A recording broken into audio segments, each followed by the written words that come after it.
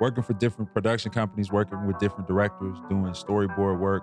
But man, it wasn't work. It was literally like, man, so I have this vision, right? I need you to draw. We're gonna be in the club, and then the bottles gonna pour right here, and then we're gonna pan past a big booty, Right. and then we're gonna find our art. It was boring. It's like I'm drawing butts and champagne bottles.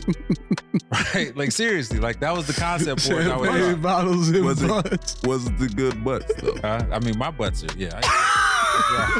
I draw the. He put a curve on his butt. With the He cuff, put the S, yeah, right, the S curve and the cuff on the butt. On the butts. Splendid butts. They were splendiferous.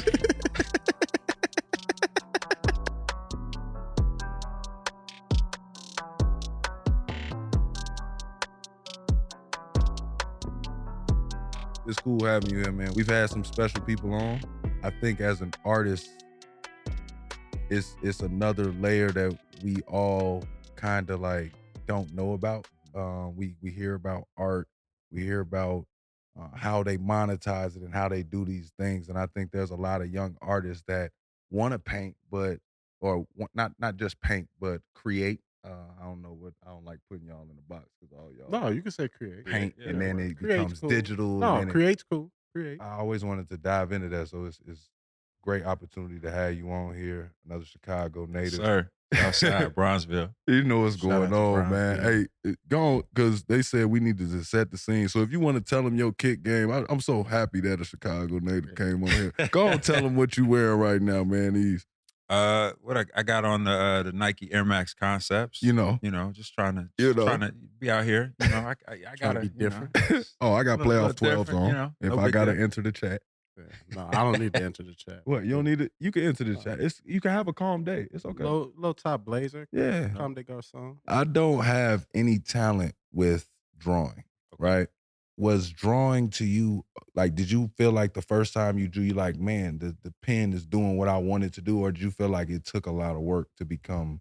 I mean, you grew up on courts, Mhm. right? You grew up in a space where, you felt comfortable. Like at what point, and I'm gonna flip it on you, then I'll answer your question. But Bet. like at what point, at what age were you when you were like, man, I like playing basketball? Like it kind of clicked for you a little bit.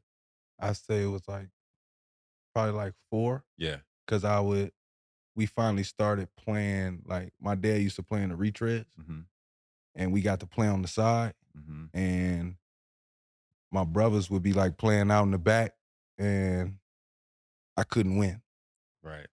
Like, then I start hearing my cousins, my brother, they would start collecting wins. I would hear people talk about playing 32s and like, yeah, I had this many wins. And I was like, damn, I ain't got no wins. And I'm like, fuck that. Then I gotta get my wins. It was dead Yeah. serious after that. Yeah. And then it became, can I beat him? After I could beat him, can I beat my oldest brother? After I beat him, I felt like, all right, can I beat everybody around Oak Park? Or I could beat all them. I got to take my ball into the city now. Mhm. And get it, yeah, somebody gotta, you know what I mean? Yeah. I just was looking for challenges in that way, but I think I got serious when I had to play against them and I realized I ain't got no goddamn wins. Mhm. So that's the competitive nature. That's another thing. I told you about that. We're gonna dive into that. If I could put niggas off to a draw off. A draw off. I just got, cause I'm a competitor and when I look at art, if I could draw that good, do you realize how many artists I put on the spot? What do you mean? Outdraw me, nigga. But but to your point, for me, I'm competitive too, right? Yeah. And so like I look at other artists and I'm like, if I see something that's just like, man, it just takes me back, Mhm. like I'll get jealous. And then my next thing is like, nah, all right, I see you. Yeah. Wait, I'm gonna go Yeah. back to the studio. I'm gonna work even harder. I'm gonna outwork you. I'm gonna do a thing and elevate my stuff. But taking it back, I come from a family of hoopers. So, like I'm 6'8". I'm too, He definitely 6'8", ladies and gentlemen. You got the audio version of this.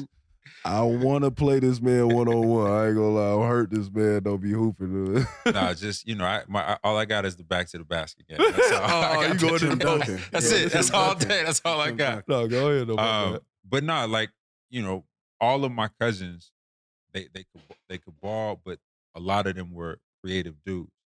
But they didn't have sort of the aim. In my family, it was like that was preached to us that was the way out. Right. You're gonna get on these courts, you're gonna hustle, For sure. you're gonna hoop. Like I have, one of my cousins, my older cousins, was a Harlem Globetrotter. Right? Yeah, it's crazy. And we had that in our, CBA, NBA, etc. And so it was always instilled in us. But at the end of the day, you come back from the court, you at grandma's house, you hungry, you eating, you chilling, watching TV. For me, it was like, no, I'm gonna sketch, I'm gonna draw, right? And a lot of my cousins would do it too, and I would look at them like, damn, you just did that, like just like that. Again, that jealous feeling of like, man, the competitive nature. I'm gonna get you next week. Just watch, nigga. Like okay. I like how you drew them Jordans. I'm gonna watch my Jordans next week. So it kind of started in that space. But I was really young, man. It was like it was the refrigerator competition in my grandmother's house. It was like who can make the refrigerator. You hit grandma with the art. Grandma made this for you, right? You know what I mean? And grandma put it on the refrigerator. Man, you made it. Yeah. You made it.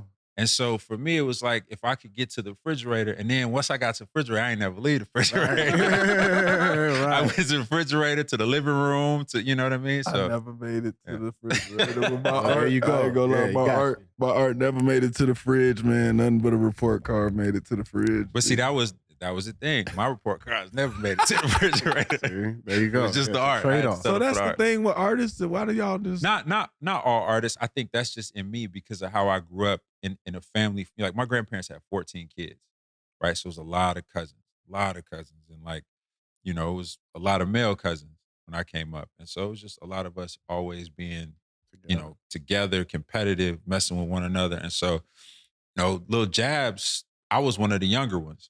So the jabs I got hit with, they stung a little bit. You had to laugh them off. Ha, ha, ha. You still want to hang out and kick it.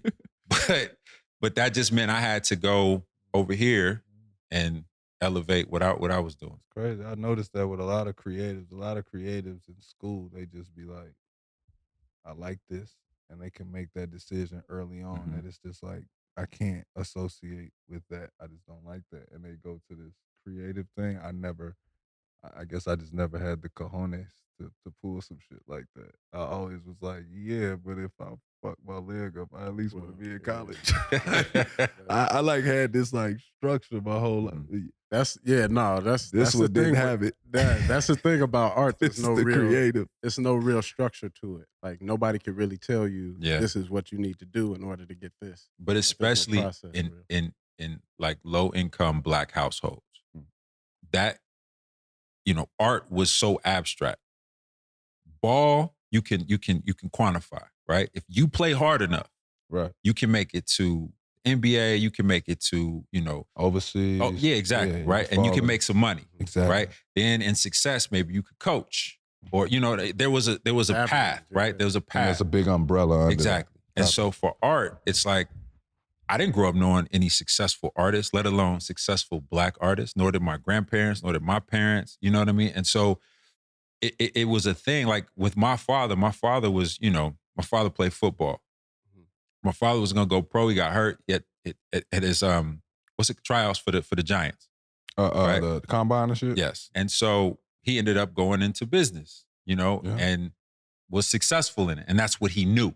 You know what I mean? And so it was like, trying to instill this sense of like, man, you have to have something to fall back on. And for me, it was all or nothing. It was like, I'm a creative. This is what I'm doing.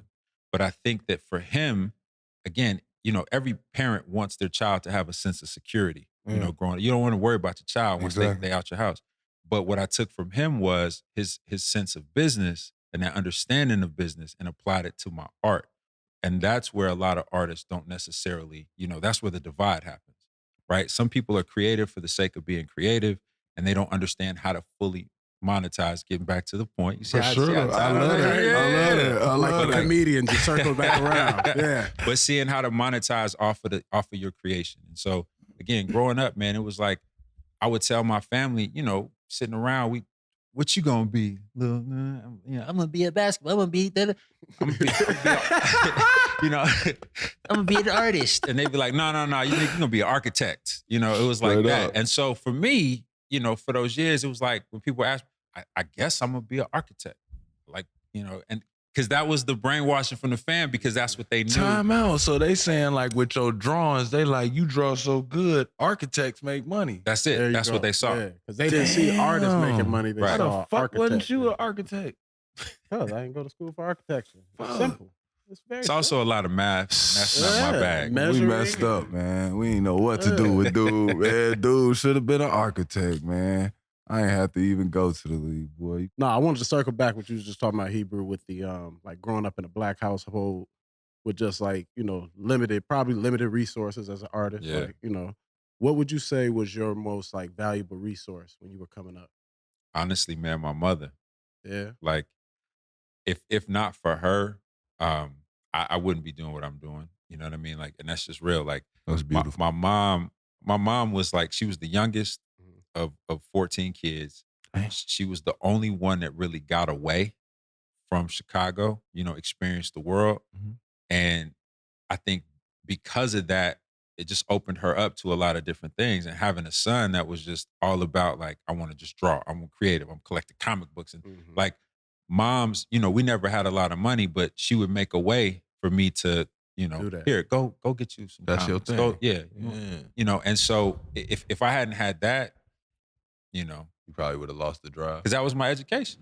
You know, like all of those things that I begged her to spend money on, that was my education. And, you know, like, I mean, there's countless times where like, if she didn't have it, she figured it out, you know, but I had it. But again, she put things in front of me to give me, you know, just alternates. Because again, it wasn't no, you know, we didn't have social media. We couldn't see the whole world back then. So she gave me as much of a you know, a worldview as she possibly could, you know, living on the South Side. Did you feel like it was ever like a stigma on kids that drew? Hell yeah, bruh. What do you mean? Like, Well, what is that stigma? But the stigma was, listen, you got called many a names, right? Some 3-letter word, you know what I mean? You got I never, he was a hothead. So it was like, I associated drawing with him. Got it. Like I saw my mom draw, I'm like, you either an artist that's like, you went to school and did all this other shit, or it's like niggas like him that do this and tattoo. Like that's the only people I thought drawing was like some shit that just came from your soul or some shit. Like, nah, but you could do it. But the thing was, like in grade school, the thing I was fortunate with was that I had height and I had hands. Yeah. And I wasn't, you know, like I was sort of throwing them. I had to. Shit. I'm just making sure the listener You got the right, we got the right guest here today. From I'm just letting y'all know that man was not talking about pain, man. All right, let's keep moving. Because you know what I mean? Like you fall in that middle. Nowadays, kids, man, if they creative, it's cool. Right? It's like it's socially accepted because you know, within society right now, like you have rappers, right, that talk about artists. Yeah. Right? Like I got, you know, Chance shouting me out in songs, and kids are like, oh shit, Hebru Brantley, you know what I mean? And Jay shouting out, you know, bringing people Basquiat and bringing people, you know, countless other artists by way of his rhymes. That didn't exist in my era. So if you were creative, one, you got ridiculed just because, probably out of jealousy. Man, nigga, what you want to draw for? Real talk. Real talk. Or it was just people not being able to understand what you were doing. And so for me, I was always the kid that played basketball, but I was always the kid. I hung out with the ball players, you know, the cool kids, and then I hung out with the nerds, the folks that were over on the island, the kids that got picked on. Yeah. And so for me, like I was in that middle space trying to keep those cool kids off the backs of these nerds. And so that's sort of the space I fell into. And then by the time I got to high school, it was easier because it was like, man, I could draw, I'm tall, and I'm playing basketball. So I'm gonna do all y'all every player on De La Salle basketball team, everyone had a tattoo that I drew. I didn't do the tattoo, but hey man, I'm trying to get it. I designed it. I designed it. And so that gave me enough, like, you know, cred with them, like, man, this is my guy. And so that's how they started introducing me. Man, this is Big Hebru, bro. Man, he's nice. He's crazy with the shit. Copy. That's raw as hell. He found his own little lane. That's raw. I mean, just to help, I think it's cool. You remember when I got hurt in gym class?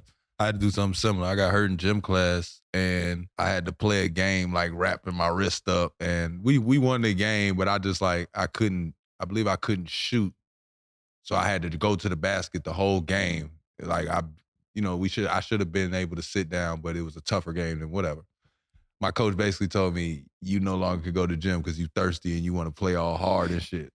So I had to do my gym class where I would go and help the special ed kids. Mm-hmm. Through helping the special ed kids is when I really found my lane as a person. Like, I didn't talk to people. I really kind of walked around with my head down. I had a rage to me because I just felt like nobody believed me I was going to the league. I really didn't feel like I was shit until this nigga started coming to my games. Like, once he started, you remember this? We was talking about it the other day. Nigga come to the game, I tried to dunk his ass, everything, screaming this. I told you come to the game. Yeah. Like, that's when I felt I had just walked in too. I was standing by the door. I had just walked in. I turned up. You see me, nigga.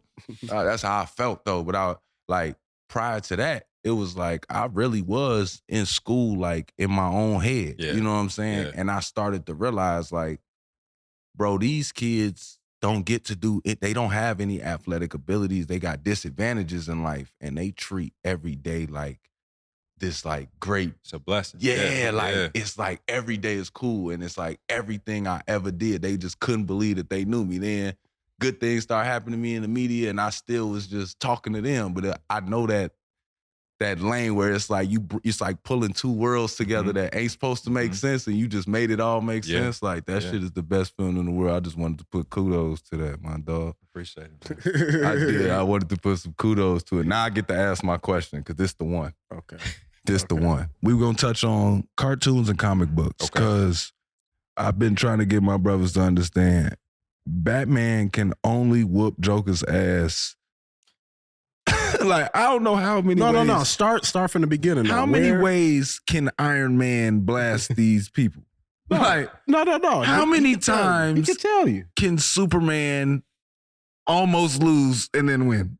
I really need to know, because I would like. Is your problem with the movies or the comics? I think it's the tights. What's with these? They don't wear tights no more. Yeah, what's with these? They don't wear tights no more. And then the other issue is how y'all defend them. Because they don't wear tights no more. It's how y'all jump in front of the bullets. These are not y'all bullets to catch. There you go. Let them go. There you go. Just what you saying right now, right? You don't like it? How many? No. Because I listen, trust. I go back and forth. But how many movies and shows can you watch about dudes that sell drugs, undercover cops, and niggas that get shot in the hood? A lot of different versions of that, though. That's the same. That's his thing point. with comic books. Yeah, it's still Batman. No, you're talking. It's still the same voice. Right. But that's what, nigga. There's 19 books of power right now. Okay, 19. He watches that shit. 19. You know, I love it. Right. Hey, you know, he might. Hey, man, he acted now. He might pop up on the show on y'all. Listen, I'm not discouraging power. Listen, everything has its place. And you know, but you're saying it's still a repetition. But what I'm saying is, there's always gonna be. There's nothing new under the sun, right? And you know, just how Stars is going all the way to the bank on power. That's why it's gonna keep coming. We're gonna go back to slavery. It's gonna be power, kunta power, in a few minutes, right? And this is the same thing with comics and cartoons. Like, there's too much money to be made. Batman made what, close to $1 billion. The last one. It was 3 hours long. And I watched every bit of that. And I ain't gonna lie, I watched it too. But all of those things, all that IP, all that does, you think about it like this. Disney has Iron Man, they've got the Avengers, the whole thing, right? Mm-hmm. Those are just big commercials, expensive ass commercials, so that when you go to these parks, your kids are asking for the Captain America theme, Mickey Mouse ears. And it's just keeping it going. That's where all that money. That's where the money's made. That's so y'all saying they really not making the movies for us. They making them for the new kids. No, I'm not saying that. I'm saying that. So back to my thing. Y'all need to let it go. You generalize. Joker done got his ass whooped enough. He's sick of getting whooped. No, this was my point. These, like, comic books and movies are different. You can release a movie when you want to. Listen. Walt Disney. What Kanye say? Tell him we got it here. No, we got Hebru Disney. But it's not like that though. So these characters that you're talking about have transcended decades. Yeah. That's what I'm saying. So Meaning, let's transcend. listen. Let's transcend Can you some new listen? characters. Listen. Bro. You just brought a Did you Batman. watch Black Panther? Yes. Did you like Black Panther? No. Really? Why? What was wrong with Black Panther? They basically made it a magical mystery, like a magical thing that black people could help us actually save the world. Why can't black people say They made it magical. Y'all made it a magical world. That sucked. Well, that's what it was, though, in the comic. Yeah, it's comic. You see what I'm saying? But that comic been around for a long time, right? Very long time. That's why I hated it. All I saw was, why do it have to be like this magical world created where because black people are only smart in Wakanda, it's like the rest of us is a dumb? comic. Like it's fiction. I'm just saying, it's when fiction. everybody was like, "Yo, Everyone hero," I knows was this. like, "Bro, they just finessed us. We was lame." But why is it that a lot of the shows that get greenlit for black people, right, like, is about the extremely overly intelligent, off the charts in terms of intelligence, drug dealer, right? That is, finessing and finagling in the hood and is building his army, is building like you're speaking. It's two different extremes, right? And I think for what you're saying, and again, I appreciate it all, so I'm not cursing. No, without you playing devil's advocate. But yeah, we can find some middle ground. Some other films, some other ideas, and I think that's a big flaw in Hollywood. If I'm being honest, is that everything is sort of a recycled, trend. Mm-hmm. Old IP, old shit just gets a new wrapper on it, right? A lot of these things, if Hollywood sees that the trend is going one way, oh man, Black Panther, that's a black guy in a Panther suit, that's gonna make money. He got the Chuck Taylor voice. I'll order. He got the Chuck Give Taylor me 4 of voice. those films. I need 4. For real. That's how. Then how John, how can we do Black Panther in the hood? Yes. Okay. How do we do that? How do we really make it live? What's the next film? How do we really take it there? Yes. And they make that shit happen. Black Panther leaves Wakanda, comes to Oakland. Okay. Right. Okay. Damn, no, that's crazy. Give him a mohawk. Right. Give him a mohawk. For sure.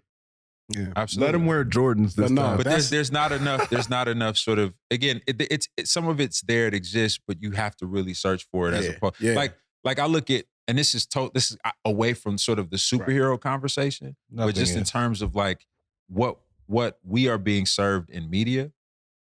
Like I look at, Snowfall, dope show. I love that. You know what I mean? The snowfalls, the powers, and stuff like that. It pisses you off a little bit. No, it doesn't. It doesn't. Again, it's entertainment and it's done well. So but I just feel also that there should be something else right over here.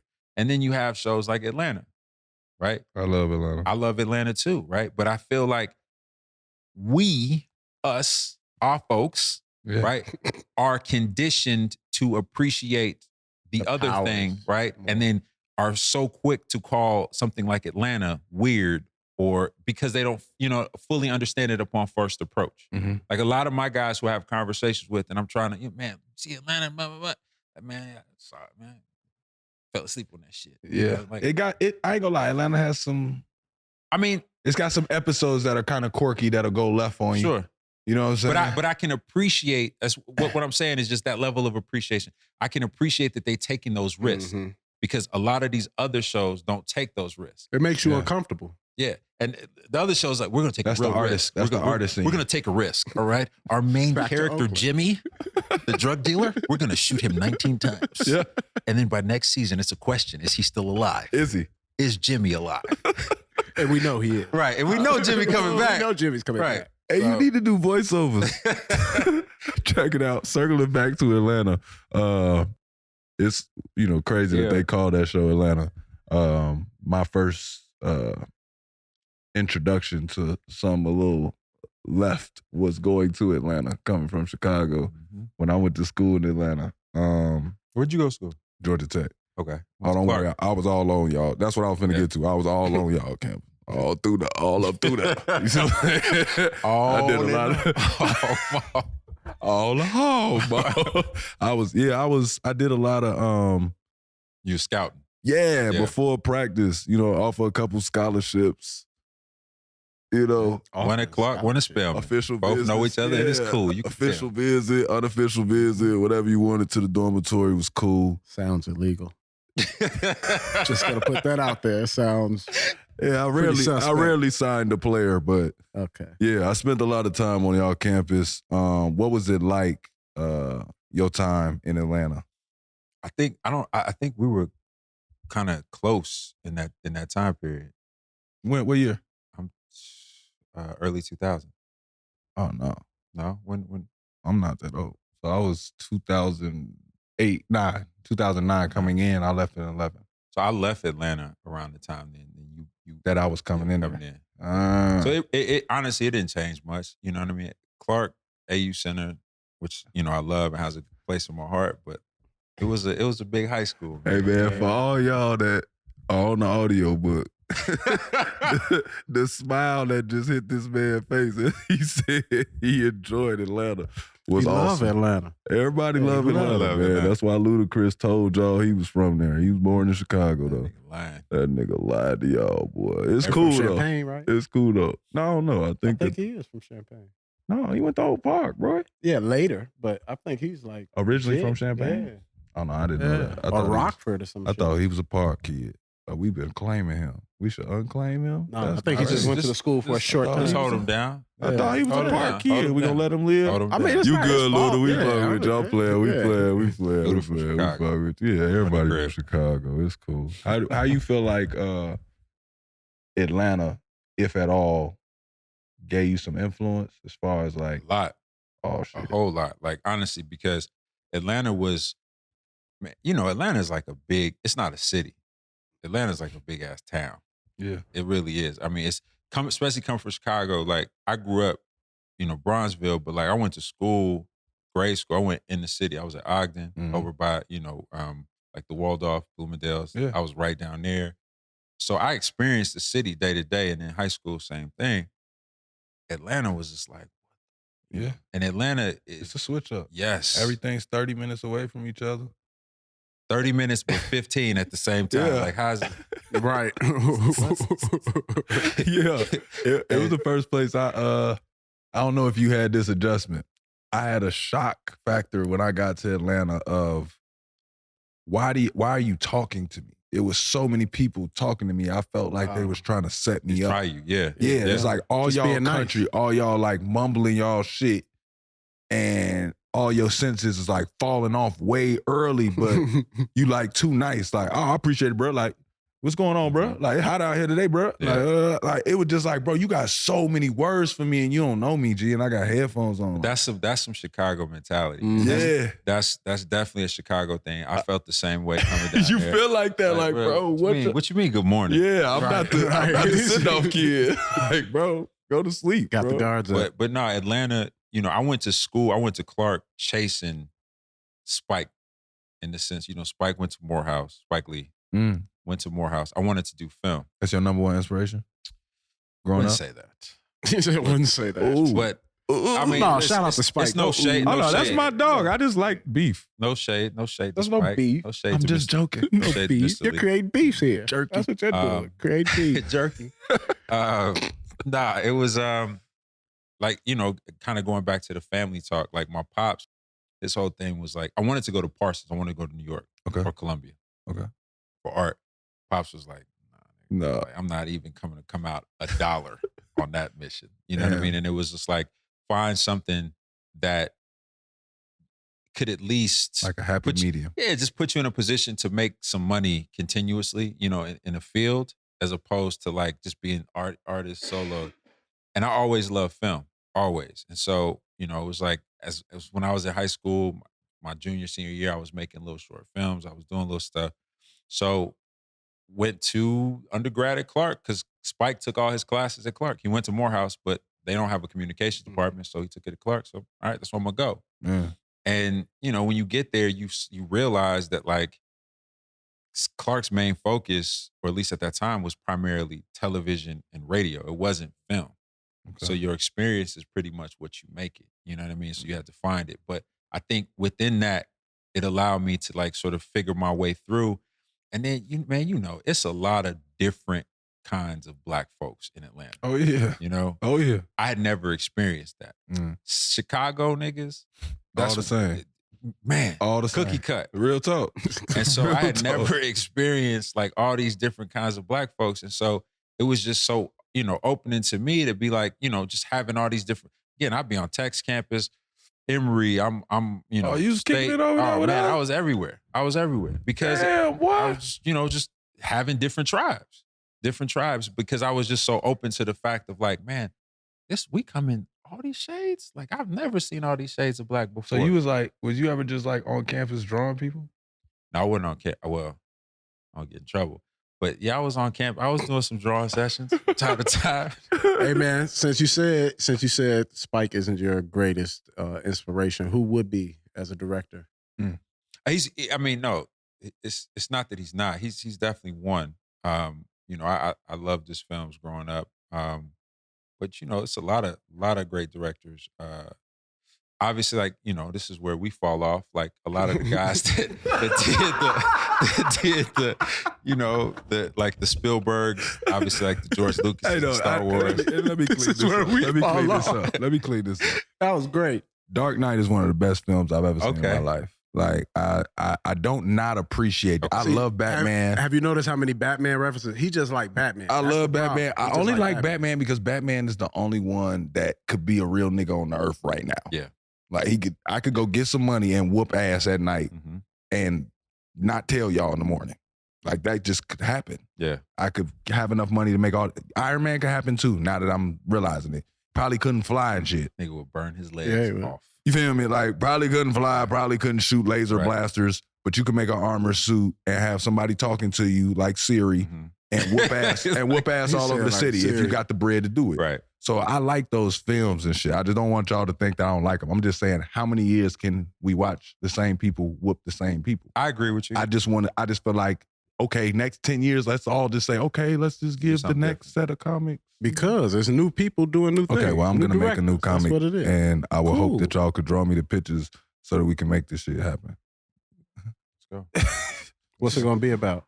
I don't know. Can't be Batman. I'm just going to... Can't be Batman. Maybe I should go to Atlanta so that I can see some different black people. I'm going to fly to Atlanta so I can see a bunch of different new black people. And then, once I see them, we going to think something on up. Something with a cape.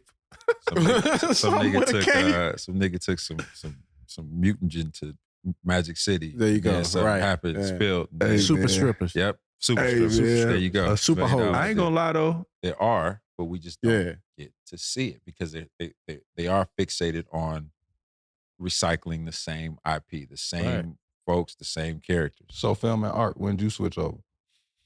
I never switched. Like recycle. No,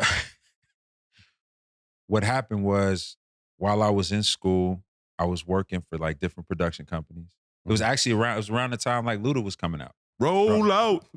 Speaking of Luda, but like working for different production companies, working with different directors, doing storyboard work. But man, it wasn't work. It was literally like, man, so I have this vision, right? I need you to draw. We're going to be in the club, and then the bottle's going to pour right here, and then we're going to pan past a big booty, right? And then we're going to find our art. It was boring. It's like I'm drawing butts and champagne bottles. Right? Like seriously, like that was the concept for it. Champagne bottles and butts. Was it the good butts though? I mean, my butts are, I draw the... He put a curve on his butt. With the he cuff, put the S, the S curve and the cuff on the butt. On the butts. Splendid butts. They were splendiferous.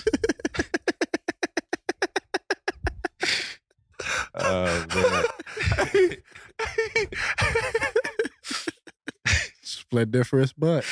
By Hebru Brantley. Yeah, nah, so like, drawing those splendiferous asses. That is beautiful.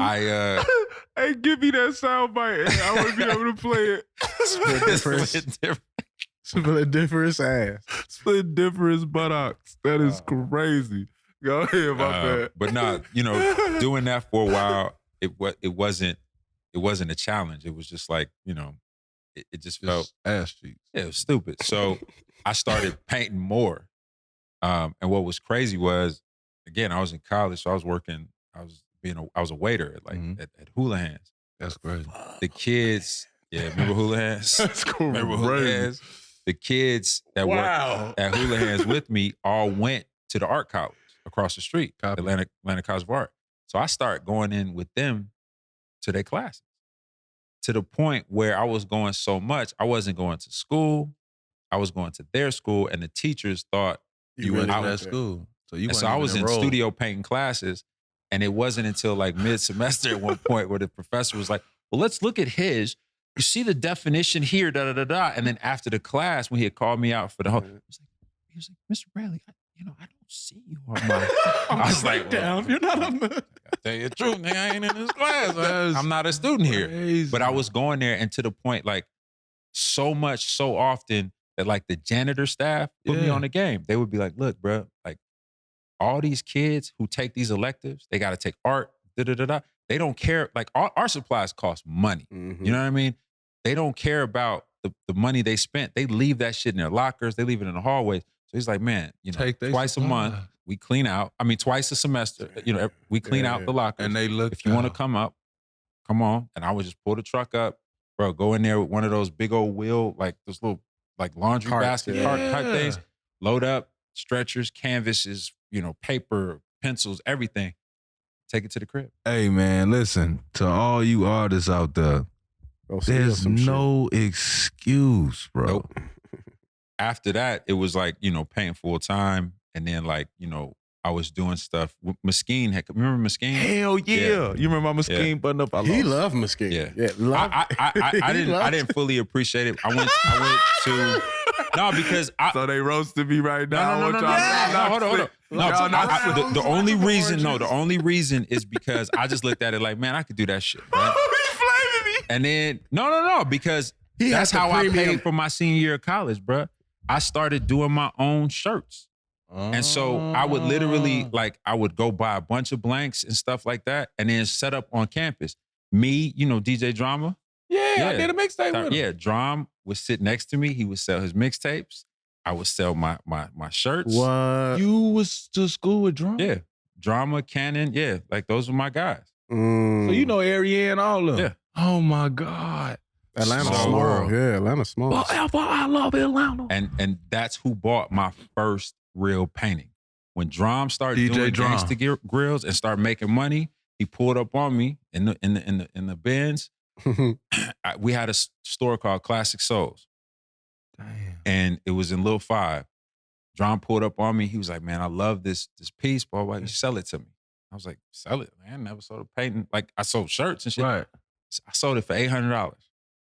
Bro, you couldn't tell me shit. Right. Oh, for sure. And then especially since it was the homie, because that's the last point of validation, right? It's like, for your homies to tell you dope is one thing, but for your homies to invest in you, that was the thing that took me to a place where it was like, oh, I can do this shit. So that was your monetization point. That was your moment. That was the moment. DJ Drama. Yep. Gangsta Grizzles. It was a Gangsta Grills, you bastard. Grizzle.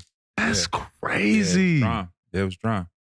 Drum bought your first painting. Yep. What is the painting? Yeah, I was just finna describe the painting. Take me there. I'm gonna close my eyes. I'm gonna pretend I'm on the audio. It's sort of a reimagining. There's a Roy Ayers album cover. It's a cipher. So it's like the camera's low and it's looking up, and all the guys are looking down into the camera.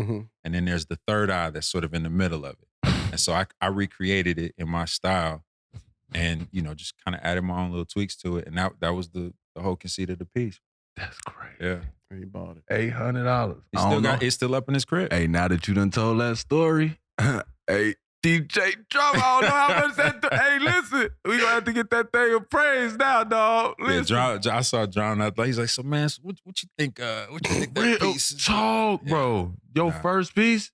That was the first major piece, man. That's like my mother got this piece she drew of my grandmother, her mother, and the piece is so fire, dog. Like, if she was to ever like commission it off to somebody, or like somebody ever bought it, it's one of them things that, because I know it was my first time realizing like my mom is like incredible with that shit. Yeah. Like, I'm like, you're like that.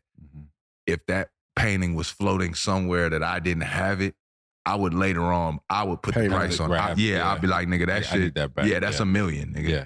You can have it cash. I don't give a fuck. Like, you know what I'm saying? Like, do you ever feel like that about one of your pieces where you just like, bro, I'll buy that back myself if my daughter wanted it?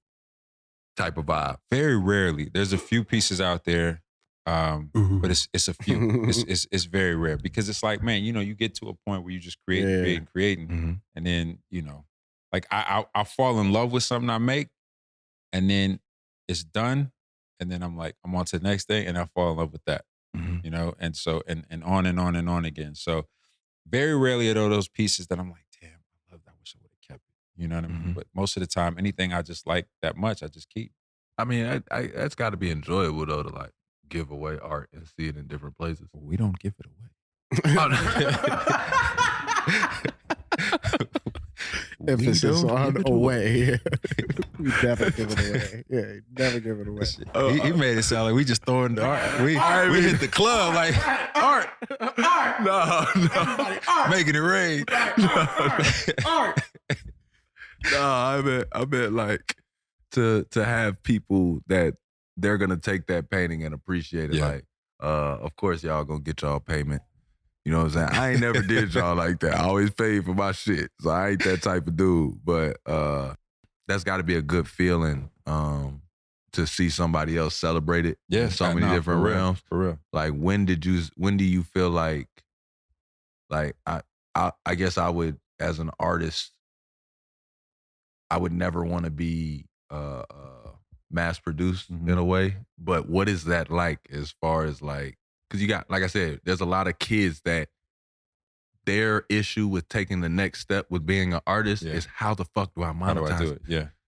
Like when the bills come on Friday, how do I get this shit done and still get my enjoyment out of it? Like what's the steps that you would say, like after Drama bought your painting and you realize, like what's the steps that you took? Was it more like in your face on the street, like, yo, check out my pieces? Or is there like certain steps that you feel like this is the better route? It really depends because there's so many different sections of art, right? So from my standpoint, it was like Drama bought a piece. I wanted to be in galleries, right? Because as I understood it, with my little bit of knowledge at the time, like that was the natural progression. If you want to be a visual artist, a painter, a sculptor, you got to get in galleries because they're the ones that'll bring the collectors to you, right? Okay. That's changed a lot today. Right now, the power is literally on your phone, right? And so if you're working hard, you're building collections, you're creating stuff, you can get instant gratification right here. You post it, look what I just did, right? And a lot of times with a lot of young artists that are coming up, if they do that and they're consistent, the audience will find them, right? And then people will start to DM in the process of like, hey, can I, would like to buy this piece. The hard part is understanding your value early. Right. Because, a lot of times, young artists, you're broke, so I can, and again, you gotta crawl before you walk. But, at the point in which you're walking, right, it's like, who are you walking with? And that's sort of where a lot of galleries will come in and, try to, the flim-flam, right? Oh, we'll represent you and we'll do, And, the problem that I have with the current gallery system, which has been the old gallery system, is, this is what a lot of young cats don't realize, is that galleries take 50%. God damn. Exactly. So you as a painter, you get taxed. Oh, I get taxed. But I don't get taxed. Fucking around. Yeah. But you get taxed from me.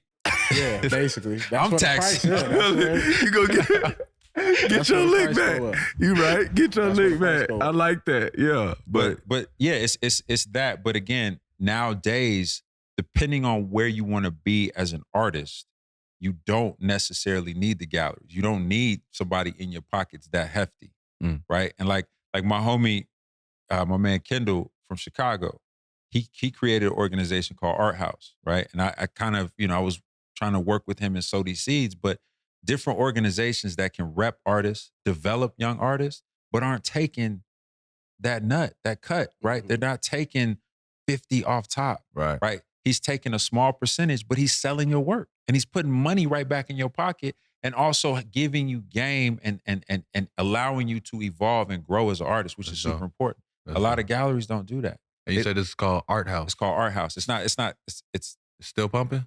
Yeah, I mean, they just did that. They just had a really huge, successful show in Chicago during Art Expo. Shout out to Art House. Yes, sir. Chicago. But again, there's different folks that are doing it like that, but it all just depends on where you want to be. There's graphic artists, there's young graphic artists. I think for kids that like graphic art or illustrations. It's just a matter of being consistent and putting your work out there. Social media is the easiest way, man, is to have that portfolio right there to then, to go. And the only other thing I'll say is, man, no matter what division or what space in art you want to be in, you just have to be persistent. You know what I mean? Like, it ain't about bothering somebody. Fuck bothering somebody. I don't care if I bother you. Like, I'm going to bother you and let you know, hey, I'm here. I want to do a thing. If you tell me after the 15th time I hit you, email you, text you, whatever, fuck off. All right, cool. I'll fuck off for a couple months. But I'm going to come back to you after that, and I'm going to be persistent. A lot of these cats, man, they're young. They don't realize that persistence gets you, further in life. And so, sometimes your work, as you're growing, it's like maybe that next collection is the one that hits. 100%. It's I think the coolest relationship in the art form of that and music. I always liked music. People always ask me like, why you like music so much? And I'm like, it's the only other thing that's kind of like this real estate that's just in the air. I can make a song that can make me money for the rest of my life. I can make a song, put my kids' names under it, and they can make money whether I'm here or not. It's just unlimited real estate where it doesn't take up space in my fucking house. Art is the same thing, where it's like, bro, that's just having your gift and having your creations in your head, and it's like that can forever monetize this stuff. It's just a cool thing to have. Do you feel like social media changed the game? Yeah, absolutely. Is that the biggest game changer though for art? I think so, because it makes the world so small, right? And I think, you have early adopters and late adopters. And I think for a lot of older artists where they're sort of just now over the past couple of years jumping on it, they see, I think, the value and the power in it. Like, you look at, like, during the pandemic, everybody had to be in their own space, right? I think the art world actually won out of every industry. It's just they thrive because I gotta be in my own space. I need change. This shit ugly. I need something in here I can live with, something that's gonna speak to me. You got time. You're in there. And so, like, a lot of artists, a lot of a lot of galleries really sold an incredible amount of work due to that fact. But that doesn't happen primarily without social media. Like, I can go make a painting today, post it, and I'm guaranteed that X amount of people will hit me up. Hey, man, is that, just checking, is that for sale? Blah, blah, blah. Is that available? And, it's the power in that, like, direct to consumer. I don't need a gallery to say, hey, let me sell that for you. Take the percentage and do all this other stuff. To take half of my shit, right, to answer an email. Favorite piece? Of mine? Yeah. Shit. I mean, I know you don't want to name my brother's favorite piece. What is my favorite? My favorite piece is yet to be created. That's fire. What's your favorite piece? Oh, it's FLYBOY. FLYBOY? Okay, yeah. He's my favorite, really, just overall character, just because we relate to that, like the dress up, makeshift costumes. No, like, we grew up with that. That's exactly the essence of it, right? And with FLYBOY, when I created those characters, we were talking a little bit before we started recording, but just about this idea of, like, bringing something into the world that you want to see, right? And so for me, growing up on comics and cartoons, I love Batman, my Batman brother. Shout out to Batman. Even though he ain't helping the hood. He never is, though. I ain't gonna lie. That's a week about him. Did you ever see the Saturday Night Live sketch about Batman? It's the funniest sketch ever, bro. I did not, but we will cue it up. You have to cue that up later. It's like all these people talk about Batman. They're like, Batman, Batman, he broke my daddy's nose. He came down to the, it's like all the shit he does good for all the other people, but when he come to the hood, like. It's all fucked up. Yeah. You did us bogus. Exactly. He the police. He is. He the ops. He the ops. He the ops in black. Ops in black. But when I was painting early, a lot of the work that I was doing was, like, super aggressive. It was like, speaking from a place of, like, young black angst and, like, super political and socially charged. And, it was hard to sell that. You know what I mean? You can't, because there's not a lot of people that want that hard or stark of a message to live with every day, right? And so it was like, how do I change aesthetically, but not change, in here and in here. And so I was talking with a lot of like older artists, and one of like the OGs, he basically just told me like, man, you have to start from what you know, right? What do you love and what do you know? And then how do you take that and meld that into the message or this, that, and the third? And I kind of accidentally landed on this idea of, well, again, I loved heroes, right? Like superheroes, but I was like, who are our heroes? Like we don't have them no more. Talk to them, man. You know what I'm saying? And so it was just like, obviously within certain times we had those that were outspoken, right? And this whole nother conversation about those that are outspoken that are no longer here because their words, strike fear in other people and they have to silence them. But looking for those heroes, looking who they were. And I found this book. I was actually home from college and found this book, and the book was, about World War II, and they had this little section about Tuskegee Airmen. Mm-hmm. And I'm not gonna lie, I'd heard the name a bunch, growing up. I met a few, but had no real reverence for like who they really were, right? It was like, oh, this is the war vet. But once I started reading into who they were, these young guys that at a time where like, you can't even come in this room with me because I'm a different shade or I'm a different, creed. You got to go around the back. You got to ride in the back of that bus. You can't drink out that same fountain. But you got to fight my war. And not only do you got to do this shit, you got to go operate these mechanical fucking flying machines, right? And do this. But not only did they do that shit in true fashion, because we show up and show out, Sure. They did everything successful. None of them died. No casualties. They never lost a man on a mission. Jeez. And so when you think about the power behind that, but also the power, think about when you're flying, whether you're scared to fly or not. When you're up in that air, how small the world is. And when you think about problems in that way, you know what I mean? Like, it's almost like godlike, right? Like what's, again, we're ants to God, so to speak, right? It's like these little beings and little creatures with little problems, right? And that's a way of like having this level of escapism from that tension, from that time, from that turmoil. And so I found like there was such a power in it, man. There was such an amazing idea and a statement of influence that I was like, you know what? That's where I want to start. And so I started drawing these kids with these, sort of bug eyes and these aviator goggles and these helmets, not knowing what I was doing. I just did it because I was just influenced. But then I had this idea. I was like, what if there was a point in time, right, where somebody that commissioned this animation to happen, and it was about these little black kids that, were sort of modeled after the Tuskegee Airmen, right? Just as from an inspirational standpoint, but they never put it out. So I did a show based around that idea, basically like lying to people like, oh yeah, these are found images or recreations from a thing that Actually happened. right. But it never did. It was just something from my mind. And so it took off. It was like people gravitated towards it without sometimes even understanding what I was trying to do. But it was the aesthetics, the hopefulness that they saw in some of these paintings and these characters that really just kind of fueled them. And then as I was starting to have these shows, man, like little kids would come up to me, like little kids coming to art shows. I'd never seen shit like that before. Right. Little black kids at that, For sure. bringing me like their little Play-Doh made FLYBOYs and Lil Mama characters, and 60-year-old Polish women. I really like, this is My dog got access in Yeah.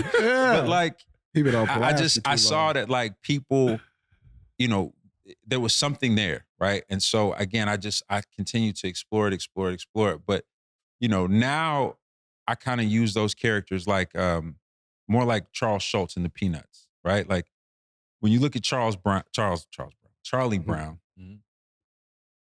those strips and those comics were more about the creator first. I can say whatever I'm thinking, what I'm going through, all this shit, and I put it on these kids, and they're my filter out to the world. So it becomes palatable.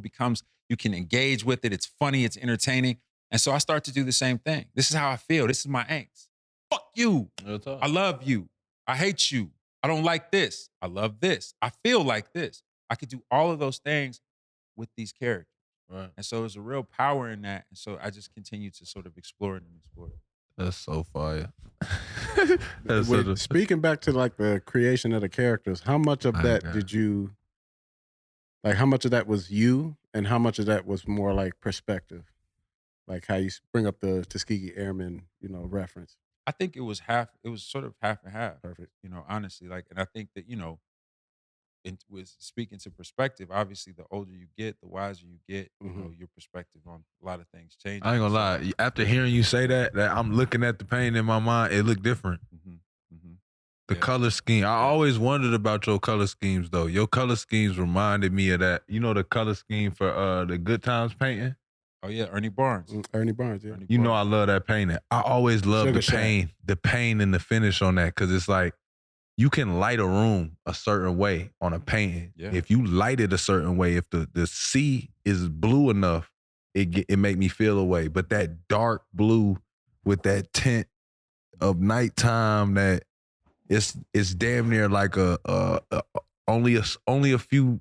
I feel like only few people that see FLYBOY take that as like a happiness. You kind of have to know a little bit of struggle and know a little bit of pain to see like, no, I feel it. That's the ingredient. You get what I'm saying? Like I feel it. You know what I'm saying? That brown feeling of going up. Like it's like not everybody gonna trigger that way, but it's like I always wonder where that came from. It's just like to hear you break all that shit down, man. No bullshit, boy. I want to raise the price on your paint my goddamn self. I want to tell y'all how much these goddamn paints are. I'm broken some shit. What NFT stuff? Yeah, the second word is going to be NFTs. How do you feel about that? Let's break it down. I have seems like there's some discussion. You don't like No, it's not that. It's yeah, man. I'm coming from a place of like physical creation. You know what I mean? And so it's I always felt like that's where the value was. It's honestly, it's been me sort of waiting it out, right? Seeing where this thing is headed. And I think now, again, there's a lot of people that are adopting it. There's a lot of different opportunities to engage. So for me now, it's the time where I'm like having some real conversations and trying to figure it out.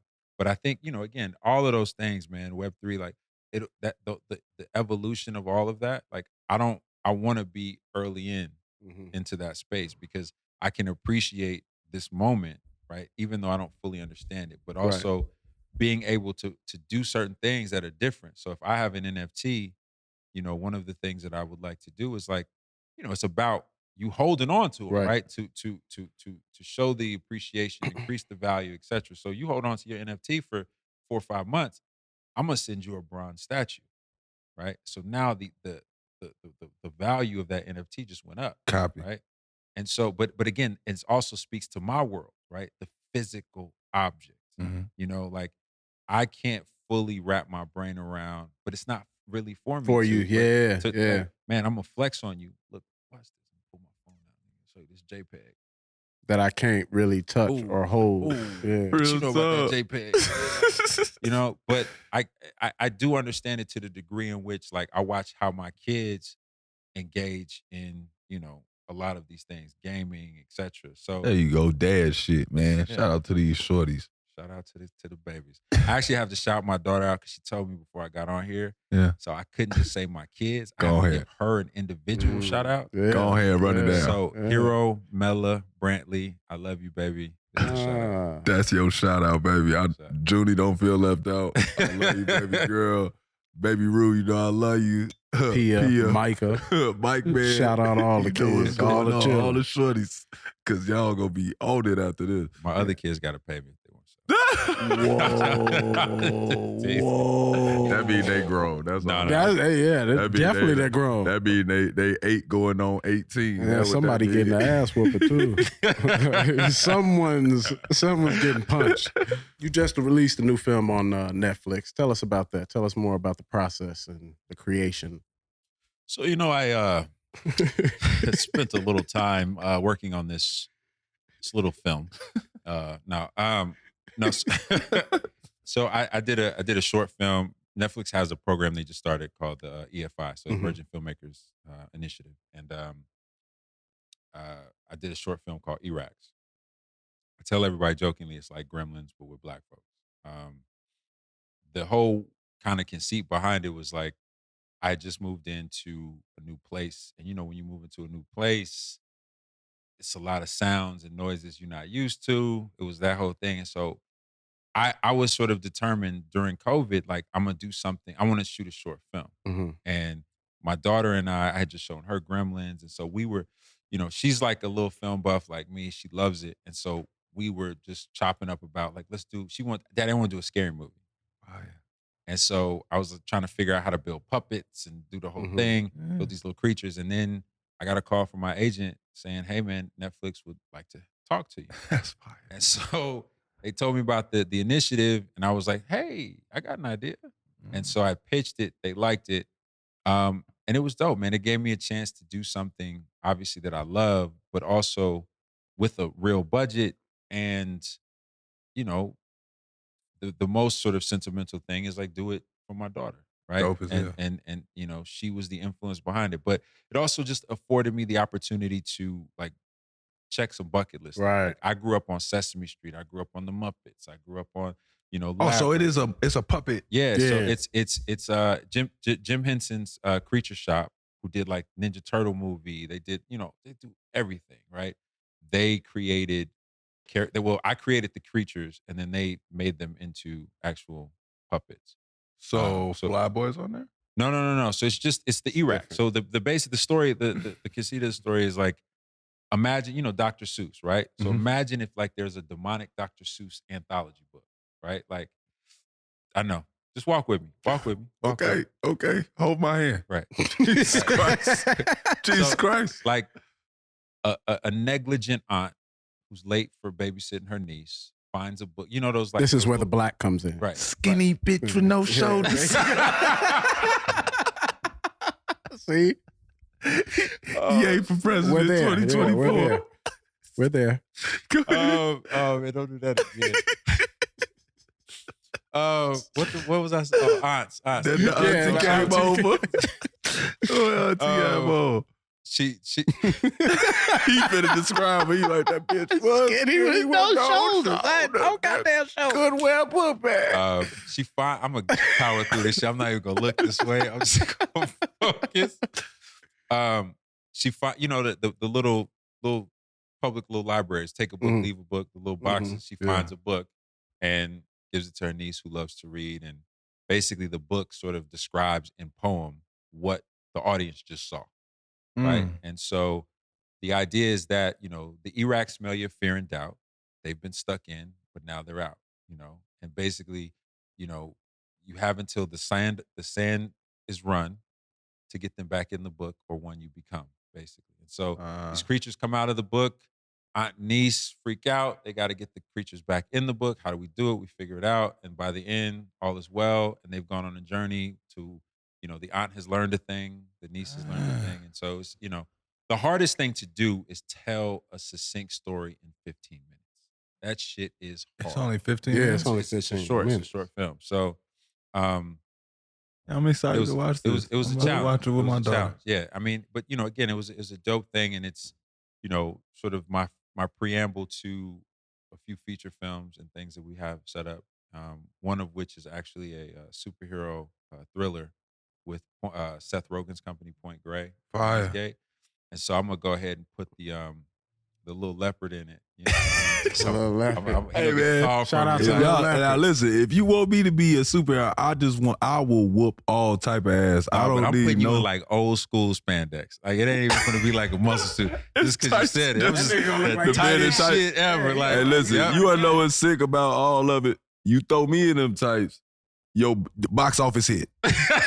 I'm whooping all type of ass. I'm lifting weights all summer. My thighs is gonna be popping out all gonna be type The of. Rock? I'm gonna look. No, I'm be gonna The look Rock? like it's armor. My tights gonna look like armor. It's How I'm gonna coming. Your tights gonna look like ours. That's how I'm coming, dog. We ask all our guests, what are you working on improving for yourself personally and at the present time? Ooh, that's a really good question. A lot of things. My brother thought of it himself. It's a really good question. Yeah, it's a Dominican question. It's not. Always improving my skills, improving my, you know, just, I think my artistry, you know, how I create, when I create, improving myself physically. Like, Got my fat ass in the gym now. You know, I got all them dad calories and COVID calories I gotta shake off. But you know, other than that, man, just always trying to improve, reading more, you know, just again, I want to be a better artist. I want to be a better filmmaker, a better father. So in those 3 areas, I'm constantly seeking, you know, to evolve and to grow. I think that's special, man. It sounds to me like if I could sum it up. He been reading comics. That's what I heard. That's what I heard. No, I mean just more than that. A consistency. Like I think COVID did the same thing for me. You hit a point where you start waking up and saying, if I don't leave the house today, I still did a ton of improving myself as far as my attitude, how I'm able to communicate with people, respond to people. Like working on communicating with my wife was like the biggest thing in COVID, because it's like, shit, we got to deal with it. Ain't nobody finna be piecing out, walking off, driving off, and nothing like that. Yeah, I'd have to agree with you on that. Ahrii, present time right now. I know we ask this all the time. But what you got? What you improving? Trying to improve my procrastination. My need not to do things I know I need to do. Like, and, you know, just getting out of my own way and, you know, staying focused. Kind of like what Hebru said, like with, you know, staying physically fit and all of that. Like, I do it every now and then, but I got to keep it consistent. I got to get focused, and that's really what it is. I think consistency should be more of it. That's the word of the day then. Consistency. So all our young artists out there, stay persistent. And stay consistent. Yeah. Nah, you get your money and then you get an assistant. You hear what I'm saying? You know what I'm saying? Hey, I ain't gonna lie. My nigga's a poet. And they ain't know it. You know what I mean? Now he's a rapper. Now he gonna charge your ass too. He gonna charge you. No. Every show we like to tap in with our fans on social media. They get a chance to ask that burning question that they have that they probably not gonna walk past me to ask. So we're gonna tap in and ask it today. Ahrii, what you got for us? All right, today's listener question. We got, can you remember a time in your interaction with police where it changed your perspective as a black man? My interactions with police? Your interactions with police. Young or old? Definitely young. Okay. Old, I try to stay out the way and lighten the voice.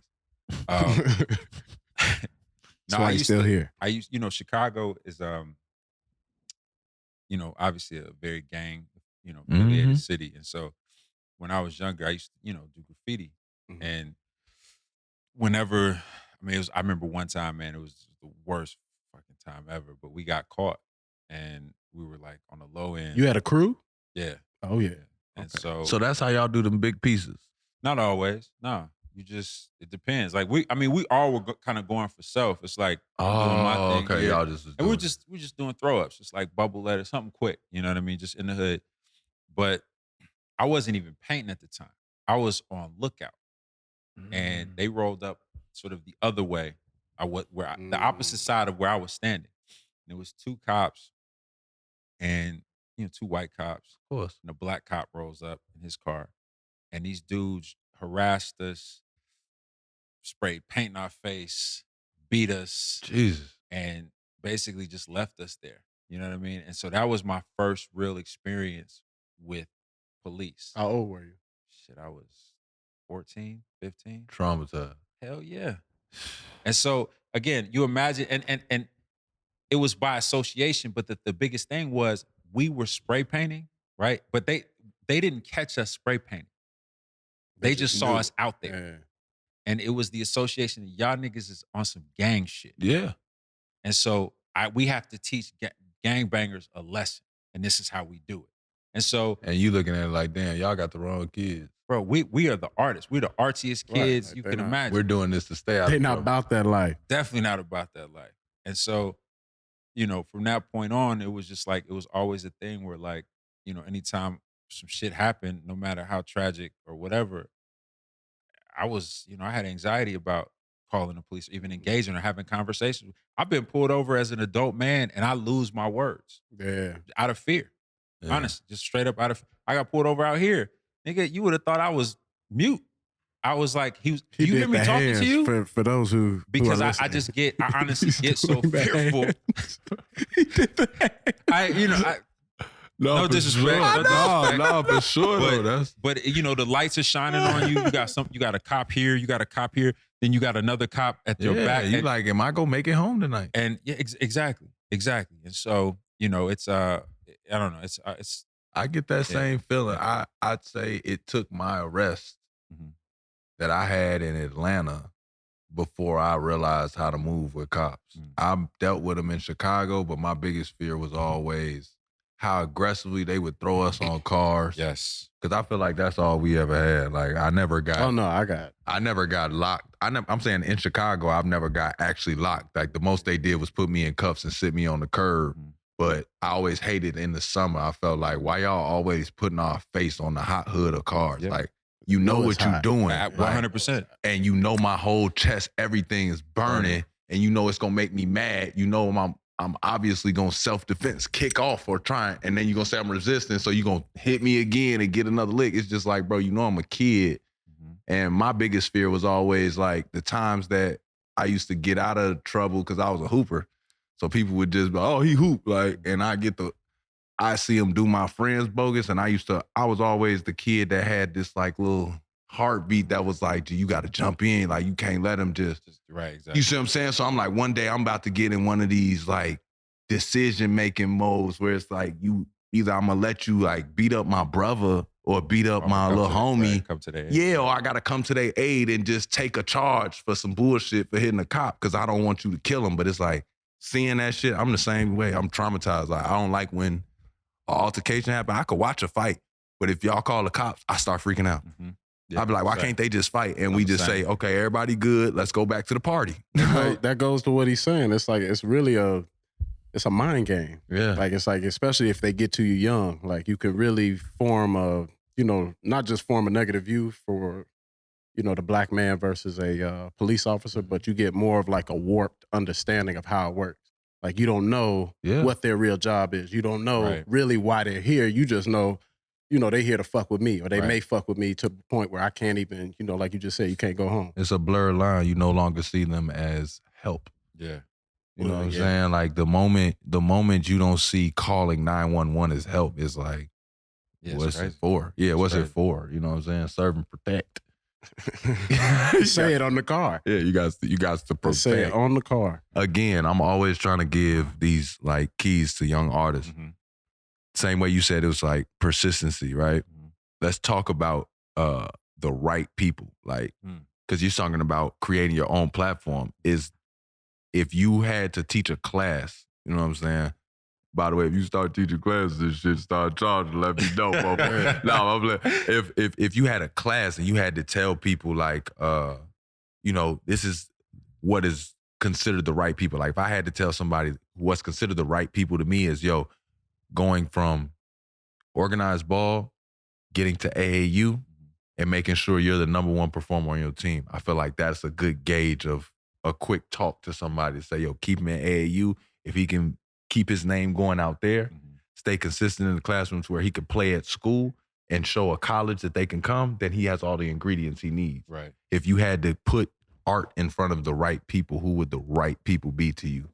Like, because it sounded, I don't want to say you're against the gallery, but it sounded like you kind of feel like, it's better ways. Well, let me stop and clear that up first. I think everything has its purpose. I think that galleries do serve a purpose to certain artists. For me, a lot of times, like, I have representation in Tokyo, right? I have representation in Europe. It's not. Because but it's the reality is my reach doesn't extend that far, right? I don't know the players in Tokyo or in China. Obviously, you know what I'm saying? If you got somebody out there. Well, no, but I'm saying that's why you go with the gallery, right? Because they're the people that like, man, I know, I can, they have the collectors. You're saying you're with the galleries out there. Right. Right. And so like they have my work, they represent me out there, right?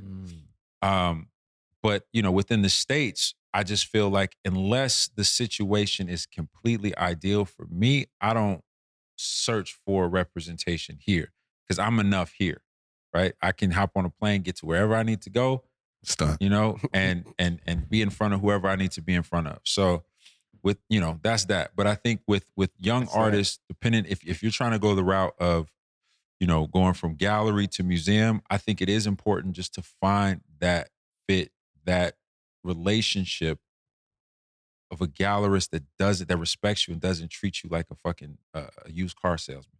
Like you're not the newest thing on the lot, and as soon as I got and it's sold, I'm off onto another one. Another one. And it's so rare, it's so hard, But I think that there's opportunities to be made from people that you might have in your circle to sort of as a creative. It's no different from what like Bron did or again, Bron is obviously a huge exception. Hold on, right? You gotta tell the listeners, what did he do? Just bringing people that came from where he came from up with him, right? And putting them in power to, right? You know what I'm saying? To help run and navigate businesses, et cetera, right? For sure. And I think that there's an opportunity to, do the same thing within the art world, right? It's within any other world. But again, it's not, I don't think it's as cut and dry sort of as your example with basketball, but I think it's just about finding those relationships and finding those opportunities and those people that gutturally, like, that you just have an instinct that you can trust. Like, that's the fucking hardest part. Because again, nobody gives a fuck about you. It's like Chris Rock joke, right? When you leave this house, nobody gives a fuck about you. Give me some young artists right now, the new flavor, the new people that's coming that you follow. Or just people you like, Yeah, just for a nigga like me that I don't know, and y'all put me on. So put me on. A few artists I say all the time because they're my peoples, and I love what they do. I would say like Nina Chanel Abney, who you might recognize. She's, to get into hip hop world, she did Meek's last album cover. Copy. Wait, are you from the West Side? Oak Park. Yeah, so that's, bless your heart. Man. What? Respect. Y'all was always like about 5 years behind. Who? West Side cats. Who? West Side, period. I remember coming back. We just like different things. Nigga, I remember coming back from college one year, going to the West. I listen, I had homies in the West Side, respect, love them, but niggas was still rocking finger waves on the West Side and Pelly jackets like they just came out. Pelly's is raw. Yeah, so what? Pelly's had its time. Before we get off. All right, before we get off. Before we get off. Before we get off. I almost got off the show. We almost rap. But since we're here, pizza in Chicago. Yes. Number one pizza spot. I thought you were about to say something about Pelly's. That's tough, man. You only have one.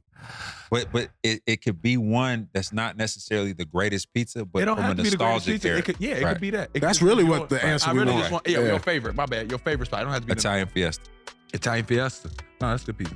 Thank you for tuning in to Iman Amongst Men, brought to you by Uninterrupted. I am your host, Iman. This is my big brother, Ahrii. You know what's going on. Hebru Brantley, thank you for coming through. Thank you, gentlemen, for having me. Thank you guys for listening.